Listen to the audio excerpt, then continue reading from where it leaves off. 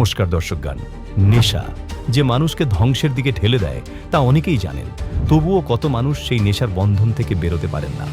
ভেতরে ভালো হওয়ার ইচ্ছে থাকে, কিন্তু অভ্যাস, দুর্বলতা আর অন্ধকার জীবনকে বারবার টেনে নেয় একই পথে।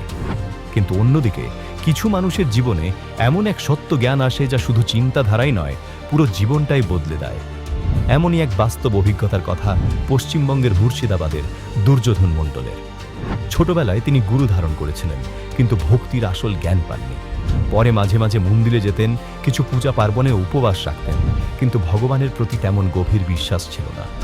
সময় গড়ানোর সঙ্গে সঙ্গে তিনি গ্যাসের সমস্যায় ভুগতে থাকেন, আর খৈনি, বিড়ি, গাঁজা, মদের মতো নেশায় এমনভাবে জড়িয়ে পড়েন যে সেখান থেকে বেরোয়ার পথ খুঁজে পাচ্ছিলেন না। এমন সময় তিনি সন্ত রামপালজি মহারাজ সম্পর্কে জানতে পারেন এবং নাম দীক্ষা গ্রহণ করেন।